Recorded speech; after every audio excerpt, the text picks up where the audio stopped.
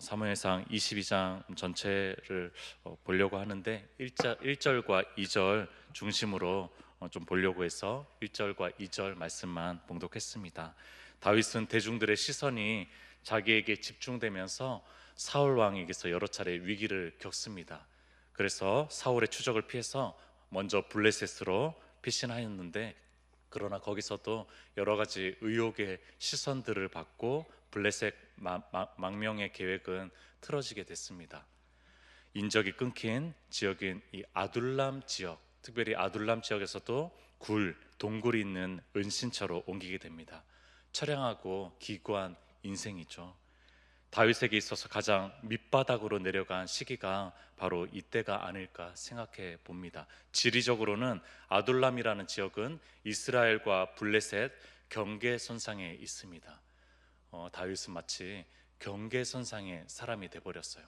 이스라엘에도 또 블레셋에도 어울리지 않는 그런 사람이 되어버렸습니다. 경계선상의 사람, 머리 둘 곳 없는 그런 사람인 거죠. 흥미로운 것은요, 아둘람이라는 히브리어 단어가 이런 뜻을 가지고 있습니다. 은신처, 피난처, 격리된 장소라는 뜻을 가지고 있어요. 그곳에 어떤 사람들이 모이냐면요, 2절에 환난당한 모든 자와 빚진 모든 자와 마음이 원통한 자가 모여드는 그런 곳이었습니다. 머리 둘 곳 없는 그런 경계선상에 있는 사람들이 모여드는 그곳이 바로 아둘람, 은신처라고 불리고 피난처라고 불리고 격리된 장소라고 불리는 그런 곳이죠. 외부 사람들이 봤을 때는 그것은 아무것도 아닌 보잘것없는 곳이지만 그들에게는 피난처요, 안식처요, 또한 은신처요, 또 격리된 장소, 그것이 좀 그들에게는 안전할 수 있으니까 그런 뜻을 가진 아둘람 동굴로 불렸습니다. 한 3년 전쯤이었나요? 한참 방황하고 고생을 사서하는 베데사부 친구 한 명, 지체 한 명이 있었어요. 그 친구가 소위 경계선상 지적장애 3급을 가진 베데사부 성도님이었습니다. 장애인 쪽에서도 좀 어울리기에는 너무 비장애인스럽고요, 장애를 안 가진 것처럼 똑똑하고, 그러나 비장애인 쪽에 있기에는 좀 더 어려운 그런 연약함을 가진 경계선상의 장애인이었습니다. 그 친구에게 베데사부는 어떤 곳이니라고 물어봤어요. 그러니까 그 친구가 이렇게 얘기하더라고요. 피난처요 한마디를 했습니다. 베데사부는 피난처요 한마디를 했어요. 그 친구가 여러 사연 때문에 지금은 당분간 좀 교회를 못 나오고 있어요. 좀 가슴 아픈 사연들이 있어서 지금은 못 나오고 있는데, 이 설교 준비를 하면서 연락을 한번 해봤습니다. 그런데 여전히 방황의 마음은 있지만 다행히 잘 지내고 있었습니다. 여전히 방황의 마음은 있지만 다행히 잘 지내는 곳, 이곳이 저는 아둘람 굴이라는 생각을 해보았습니다. 여전히 방황의 마음이 있지만 저는 베데사부가, 그러나 다행히 그래도 찾아올 수 있는 곳, 그곳이 저는 아둘람 굴 베데사부였으면 좋겠어요. 여전히, 그러나 다행히 그래도 그곳에 있는 거죠. 이 아둘람 굴은 마치 교회 공동체를 떠오르게 합니다. 아무도 오지 않을 것만 같은 인적이 드문 이 외딴 곳의 동굴은요, 오히려 가난한 자들, 소외된 자들이 머물고 좋고 편안한 공간이 됐고 그런 품이 되었습니다.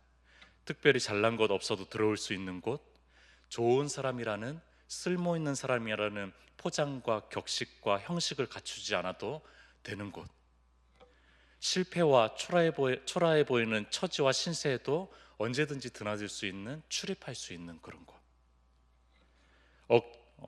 수많은 세상의 평가와 잣대를 들이밀지 않는 곳, 억지로 좋은 인상을 만들어내지 않아도 있는 모습 그대로 받아줄 수 있는, 인정해줄 수 있는 곳, 뭔가 그럴듯한 말과 품격 있는 행동으로 자신을 포장하지 않아도 되는 곳, 누군가의 몸과 마음의 상처와 장애를 정죄하지 않고 또한 타자화하지 않고 오히려 그것이 내 일일 수도 있겠구나, 내 문제일 수도 있겠구나 하면서 받아줄 수 있는 그런 곳, 박제화된 교리나 신학의 어떤 이론이 아닌 생명력 있는 은혜의 복음의 실천이 있는 곳, 여러분들 그것이 아둘람 굴이 아닌가 생각해 보고요. 그것이 우리 궁극적으로는 우리 주님의 품이 아닐까 생각해 봅니다. 또한 그 주님의 품 안에 거하는 교회가 반영해야 될 교회의 품이 아닐까 생각을 해 봅니다. 주님의 음성이 아둘람 굴에서 들려오는 것 같습니다. 주님의 음성이 들려오는 것 같아요. 마태복음 11장 28절에 수고하고 무거운 짐진 자들아 다 내게로 오라 내가 너희를 쉬게 하리라. 수고하고 무거운 짐진 자들아 다 내게로 오라. 저는 이렇게 얘기할 수 없거든요. 저는 수고하고 무거운 짐진 자들이 얼마나 힘든 분들인지 알잖아요. 그분들한테 다 내게로 오라라고 저는 얘기 못할 것 같아요. 그러나 주님의 품은요, 그것을 다 품을 수 있을 만큼 큰 품이라는 것입니다. 다 내게로 오래요. 조금만 내게로 오라는 것도 아니고, 이런 사람들만 내게로 오라는 것도 아니고, 어떤 중증장애인들도 다 내게로 오라라고 주님께서는 말씀하십니다. 이 아둘람 굴에서 만난 주님의 은혜를 내면화해서 고백한 시가 있습니다. 그 시가 바로 시편 57편의 시입니다. 표제가 이렇게 돼 있어요. 굳이 안 찾아보셔도 되는데요. 표제가 다윗의 믹담시라고 돼 있습니다. 믹담이라는 단어가요, 새기다, 도장 찍다라는 말이죠. 그러니까 그래서 학자들은 이런 생각을 했습니다. 굴 속에서 새기는 거예요. 하나님께서 주신 마음들, 또 기도하는 것들, 또 시들을 새기는 거죠. 그래서 다윗의 믹담시, 아마 동굴 암벽에 새겨진 시라서 다윗의 믹담시가 아니었을까 학자들은 얘기를 합니다. 그러면서 표제가 다윗의 믹담시, 다윗이 사울을 피하여 굴에 있던 때에 불렀던 찬양과 고백과 시라는 것입니다. 1절 57편 1절에 하나님이여 내게 은혜를 베푸소서, 내게 은혜를 베푸소서, 내 영혼이 주께로 피하되 주의 날개 그늘 아래서 이 재앙들이 지나가기까지 피하리이다. 놀랍게도요, 다윗은 이 아굴람 동굴이요 주의 날개 그늘 아래라고 고백하고 있는 것입니다. 놀랍죠. 구약 성경에서 가장 안전한 곳, 가장 따뜻한 곳, 가장 든든한 곳의 상징적인 것이 주의 날개 그늘 아래입니다. 여러분들, 그곳이 다윗은 어떤 좋은 화려한 집이 아니라, 어떤 건물이 아니라 아굴람 동굴이라고 얘기하고 있어요. 이곳이 주의 날개 그늘 아래라고 얘기하고 있는 것입니다. 2절에 이렇게 얘기합니다. 내가 지존하신 하나님께 부르짖으며 곧 나를 위하여 모든 것을 이루시는 하나님께로다. 곧 나를 위하여 모든 것을 이루시는 하나님께로다. 이 모든 것을 이루시는 분이 계시는데, 그분이 이 시간조차 아굴람 동굴에 있는 가장 낮아진 이 마음의 시간조차도 나를 위함의 시간으로 다윗은 고백하고 있다라는 것입니다. 권력의 자리에서는, 힘의 자리에서는, 가지고 누릴 수 있는 자리에서는 깨달을 수 없고 참으로 진실하게 고백할 수 없는 그 고백을 이 아굴람 동굴에서 고백하고 있다라는 것입니다. 환난을 가진 마음으로, 원통한 마음으로 다윗은 이들과 똑같은 마음으로 고백하고 있다라는 것입니다. 그래서 주님께서는 우리의 상한 마음을 사용하시는가 봅니다. 주님께서는 우리의 상한 마음을 제사로, 예배로, 예물로 주님께서는 사용하시는가 봅니다. 또 다른 다윗의 시 51편 7절에 이런 말씀이 있잖아요. 하나님께서 구하시는 제사는 상한 심령이라. 하나님이여, 상하고 이 통해하는 마음을 제발 멸시하지 말고 받아주십시오. 내가 상한 마음으로 나가오니 이것을 주님께서 구하시지 않았습니까? 내가 이 마음으로 드디어 서 있습니다. 내가 이 낮아진 마음으로 이제 비로소 서 있습니다. 이제 이 예배를 받아주세요. 이 제사를 받아주세요 라고 하는 것 아닙니까? 여러분들, 주님의 품이 아굴람 동굴과 같은 그런 품이라는 것입니다. 자, 근데 반대로 복음서에는 놀랍게도 아둘람에 모이는 이런 유의 사람들 있잖아요. 가난하고 소외되고 원통하고 마음이 힘든 사람들. 여러분들, 이 사람들 또한 우리 주님 당신이시라고 오히려 얘기합니다. 여러분들 아굴람 둘이 굴이 주님 품이었어요. 그런데 여기로 들어오는 이들 자신이 오히려 주님 당신이시라고 얘기하는데, 마태복음 25장 42절에서 43절, 내가 줄일 때 너희가 먹을 것을 주지 아니하였고 목마를 때 마시게 하지 아니하였고 나그네 되었을 때 영접하지 아니하였고 헐벗었을 때 옷 입히지 아니하였고 병들었을 때와 옥에 갇혔을 때 돌보지 아니하였느냐. 그리고 45절에 내가 진실로 너에게 이르노니 이 지극히 작은 자 하나에게 하지 아니한 것이 곧 내게 하지 아니한 것이니라. 그리고 이어서 무서운 얘기를 하는데요, 46절에 그들은 영벌에, 이것을 하지 않은 이들에게는 영벌에, 의인들은 영생에 들어가리라. 여러분들, 이것이 영벌과 영생을 기준하는 기준점이 될 수도 있다라는 것입니다. 주님이 정말로 우리 곁에 오신다면은 우리는 그분을 알아차릴 수 있겠습니까? 주님의 현존을 우리가 자각할 수 있겠습니까? 여러분들, 주님이 그 낮고 천한 모습으로 왔을 때 그분을 주님으로 우리가 바라볼 수 있겠습니까? 저는 자신이 없습니다. 저는 자신이 없어요. 그렇게 가장 보잘것없는 모습으로 찾아왔을 때 저는 그분을 주님으로 자각하기가 매우 어려울 것 같습니다. 그러나 주님이 스스로 자신을 1인칭으로 가리키면서 내가 그 사람이었거든, 내가 그 사람으로 현존했거든 이라고 주님께서 말씀하십니다. 주님은 어쩌면 수많은 논쟁 끝에 정립된 신학에, 논리적으로 정확한 교리에, 또 화려하고 웅장한 교회 건물에 계시겠지만, 그러나 그것보다도 또 우리 주위에 가장 우리가 주목하지 않는 그곳에 계신 것일 수도 있다라는 생각을 해봅니다. 제 베데사부 얘기를 굉장히 자제하려고 하는데 그래도 한두 가지는 꼭 얘기하게 되더라고요. 죄송합니다. 베데사부의 은혜 한 가지만 좀 나눠야 될 것 같습니다. 제가 지금 6년 동안 사역하면서 깨닫고 지금도 계속 배우고 있는 하나의 은혜가 있어요. 이 은혜가 뭐냐면요, 베데사부의 구심점은요, 목회자가 아니라 또 사랑 많고 헌신적인 선생님들도 아니라요, 또 그 베데사부의 자녀들을, 베데사부 지체들을 끌어안고 캥거루 엄마처럼 계속 품에 안고 계속 가야 되는 그런 보호자들도 아니라, 베데사부의 구심점은요, 연약한 베데사부의 지체들이라는 것입니다. 제가 이것을 너무나 많이 깨닫고 있어요. 저는 목회자가 그 구심점이 돼야 된다고 늘 생각했었거든요. 근데 그런 것이 아니었더라고요. 우리 선생님들 늘 수고하고 20몇 년 된 그 선생님들이 베데사부를 이끌었다라고, 이분들이 있어서 분명히 베데사부가 존재하죠. 그러나 이분들이 저는 구심점이 돼서 이끌었다고 생각했거든요. 근데 그것이 아니라 약한 베데사부 공동체의 성도님들, 지적장애인들, 자폐성 장애인 친구들이, 이 성도님들이 이 베데사부의 구심점이었다라는 것입니다. 이것이 베데사부의 은혜입니다.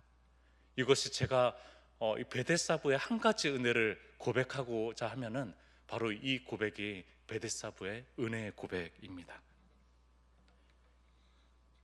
이들이 바로 주님의 통로가 되고, 이들이 많은 부분에서 주님의 방향성이 되고, 이들이 주님을 담는 그릇이 되었습니다. 이들을 통해서 지금도 긍휼과 자비함이 생깁니다.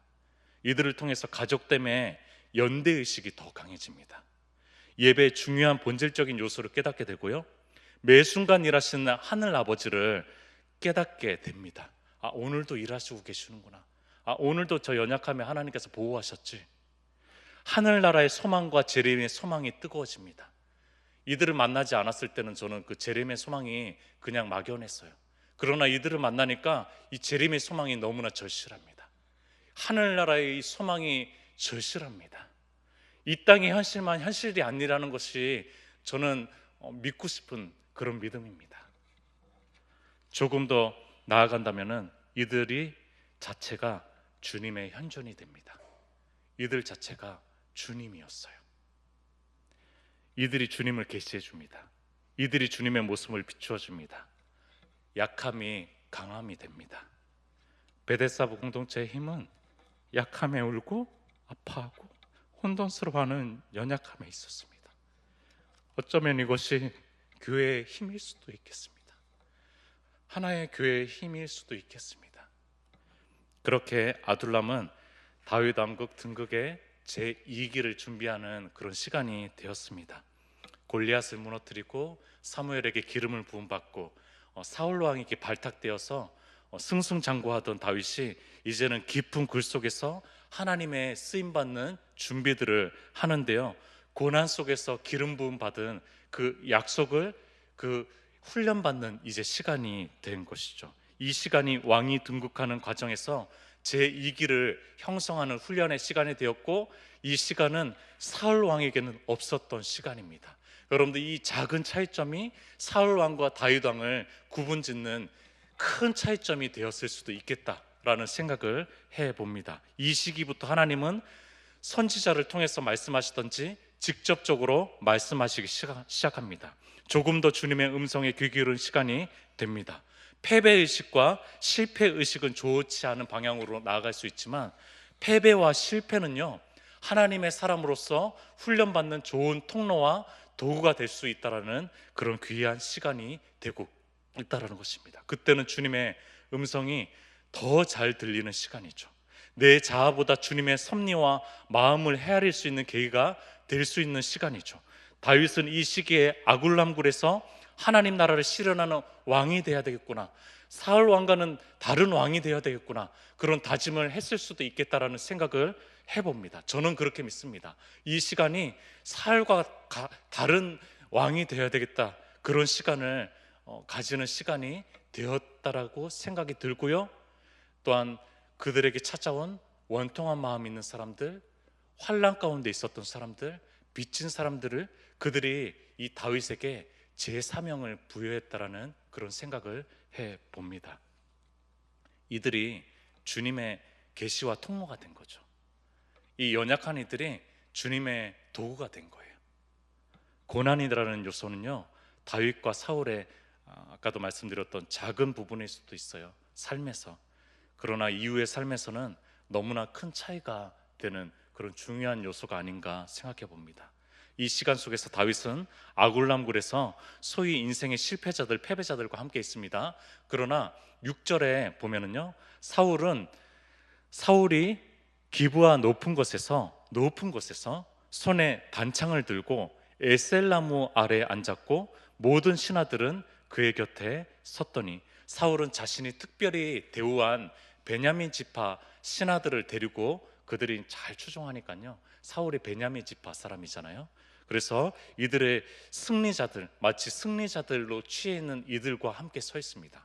다윗은 패배자들과 있다면은 사울은 승리자들과 함께 있는 것을 차이점을 느끼고요. 또 차이점이 있다면은 사울은 생명을 죽이려는 방향으로 서 있습니다. 사울은 다윗의 거짓말로 다윗을 도와준 아히멜렉과 그 가문, 자손, 제사장 85명을 살육하는데요, 18절에서 19절 제가 읽도록 하겠습니다. 왕이 도액에게 이르되 너는 돌아가서 제사장들을 죽이라 하매, 에돔 사람 도액이 돌아가서 제사장들을 쳐서 그날의 세마포 에봇 입은 자 85명을 죽였고, 여기서 멈추지 않습니다. 19절에 제사장들의 성읍 노베 남녀와 아이들과 젖먹는 자들과 소와 나귀와 양을 칼로 쳤더라. 여러분들, 사울은 사람을 죽이는 방향으로 자신을 살게 합니다. 그러나 다윗은 생명을 살리는 방향에 서 있습니다. 제사장 아히멜렉의 아들 아비아달이 유일하게 살아남았습니다. 23절에 그를 향해서 이렇게 얘기합니다. 두려워하지 말고 내게 있으라. 내 생명을 찾는 자가 내 생명도 찾는 자니 내가 나와 함께 있으면 안전하리라 하니라.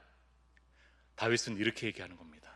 내 목숨을 담보하고 너를 지키겠다. 내 생명을 담보하면서까지 너를 지키겠다. 너 생명을 지키겠어. 내 목숨이 끊어지기 전까지는 너는 안전할 거야. 사울은 생명을 죽이는 방향으로 자신을 살게 했다면은, 다윗은 나를 죽이는 방향, 내 생명을 죽이면서까지도 그 생명을 살게 하려는 그런 의도로 서 있는 것입니다. 큰 차이점이죠. 마지막으로 제가 본 묵상한 차이점 하나가 있는데, 그것은 책임에 대한 부분입니다. 여러분들, 사울은 끊임없이 남 탓을 합니다. 다윗 탓을 했습니다. 백성들 탓을 했습니다. 심지어 자식인 요나단 탓을 했습니다. 오늘 22장 본문에는요, 자신을 힘껏 따라준 베냐민 지파 신하들에게까지 그 탓을 돌립니다. 7절과 8절 제가 읽어보도록 하겠습니다. 사울이 곁에 선 신하들에게 이르되 너희 베냐민 사람들아 들으라. 이새의 아들이 너희에게 각기 밭과 포도원을 주며 너희를 천부장 백부장을 삼겠느냐? 그 다윗이라는 이새의 보잘것없는 여덟째 아들이 너희에게 좋은 곳 줄 수 있겠니? 너희 베냐민 지파 신하들이 너희에게 줄 수 있겠니? 내가 이미 준 것 있잖아. 내가 앞으로 더 줄 것 생각해봐라. 8절에 너희가 다 공모하여 나를 대적하며 내 아들이 이새의 아들과 맹약하였으되 내게 고발하는 자가 하나도 없고 나를 위하여 슬퍼하거나 내 아들인 내 신하를 선동하여 오늘이라도 매복하였다가 나를 치려 하는 것을 내게 알리는 자가 하나도 없도다 하니. 여러분들, 그 신하들이 오히려 공모했다고 생각하는 거예요. 사울이 충직하게 사울을 따랐던 이 신하들에게 너희들 공모했지? 너희들 나를 대적하고 있지? 너 다윗과 맹약했지? 약속했지? 어떻게 내게 다윗에 대해서 고발하는 자가 한 명도 없어? 나를 위해서 슬퍼하는 자가 한 명도 없어? 내 아들과 내 신하들 선동했지? 오늘 매복해서 나를 치려는 것 아니니? 그런 것에 대해서 왜 한마디도 얘기하지 않지? 라고 오히려 그 충직한 신하들을 탓하고 있어요.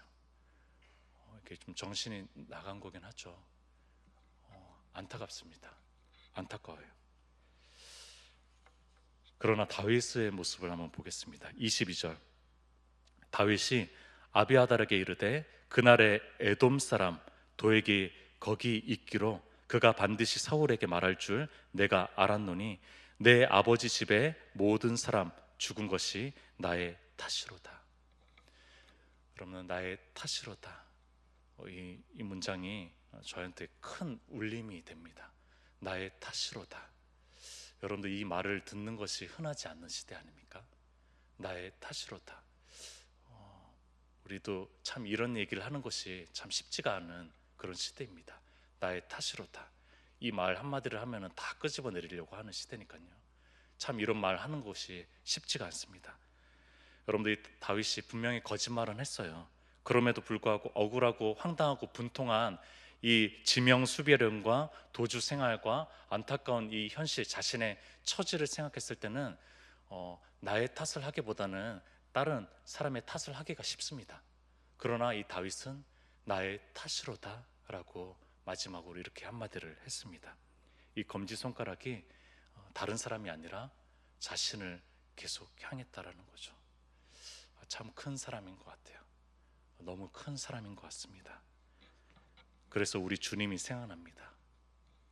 십자가 고난과 처형 속에서 묵묵히 어린 양처럼 모든 죄와 죄책을 남에게 돌리지 않고 자신이 다 받았던, 그런 돌리셨던 주님이 생각납니다. 그런 주님이 오늘도 그립습니다. 그런 주님이 오늘도 보고 싶습니다. 그런 주님이 제 마음에도 있었으면 좋겠습니다. 그런 주님과 같았으면 좋겠습니다. 그런 주님도 오늘도 묵상하면서 그 품 안에서 살아가시는 우리 귀한 성도님들 되시면 좋겠습니다. 다 함께 기도했으면 좋겠습니다. 우리 오늘 주님 품 안에서 하나님의 은혜의 세계, 또 주님의 주시는 평강을 누렸으면 좋겠습니다. 주님 품 안에 내가 나아갑니다. 하나님, 우리의 마음에 환난과 어려움과 또 분통함과 원통함 가지고 그 모습 그대로 주님 나아가오니 주님 우리를 붙잡아 주시고 우리에게 새 힘을 더하여 주시고 공급하여 주시고 평강을 허락하여 주시옵소서. 한 주간에 살아갈 힘도 주님께서 허락하여 주시옵소서. 우리 주여 한번 외치고 기도했으면 좋겠습니다.